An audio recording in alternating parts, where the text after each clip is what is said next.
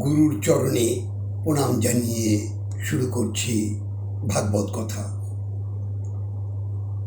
কার্তিক মাস, নিয়ম সেবার মাস, দামোদর মাস। আপনারা সকলেই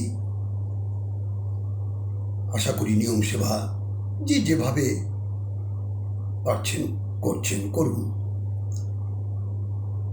তবে একটা কথা মনে রাখবেন, সেটা হচ্ছে নিয়ম সেবা করুন, কিন্তু সারাদিন রাত্রি হরিনামের যে গুণগান, অর্থাৎ কৃষ্ণ নাম, কৃষ্ণ কথা, ভাগবত কথা, এগুলো দিবানিশি করবার চেষ্টা করবেন। কারণ নিয়মের অনেক সময় অনেকে নিয়ম করতে পারেন না, পারিপার্শ্বিক কোনো কারণবশত, কিন্তু নিয়মের ঊর্ধ্বে কৃষ্ণ নাম।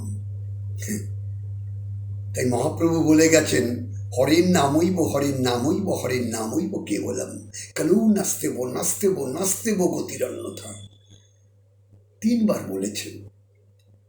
তো কেউ যদি বয়সের ভারী নিয়ম পূর্ণভাবে করতে না পারেন, ঠিক আছে, কিন্তু ঘরে বসে কৃষ্ণ নাম করুন।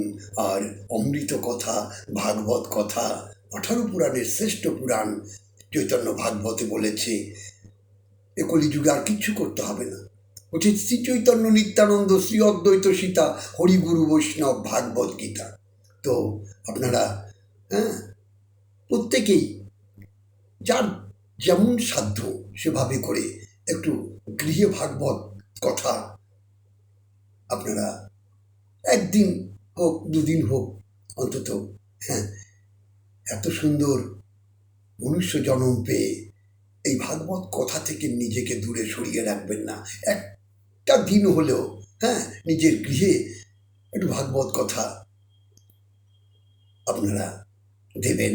কারণ এই ভাগবত শুধু মানব কল্যাণের জন্য নয়, আপনার বাড়ির দেওয়ালে একটা টিকটিকি, মশা, মাছি, সাপ, পোকামাকড় যারাই আছে, বৃক্ষতরুলতা, তারাও কি চায় জানেন? বৎসরে একটা দিন এই যে গৃহে আমরা বাস করছি, সেই গৃহে যেন এই ভাগবত কথা, অমৃত কথা হয়। তাহলে কি হবে? ওই টিকটিকি, পশু পাখি, যারা বৃক্ষতরুলতা যারা গৃহে বাস করে, তাদেরও কর্ণমূলে অর্থাৎ এই ভাগবত শ্রবণ হবে। আর এই ভাগবত কথা শ্রবণ করে তাদের ঊর্ধ্বগামী, অর্থাৎ তাদের আত্মাটা ঊর্ধ্বগামী হয়ে যাবে। জয় রাধে, জয় নিতাই। তাই আপনারা এই অমৃত কথা, ভাগবত কথা অবশ্যই আপনারা গৃহে আপনারা পালন করবেন।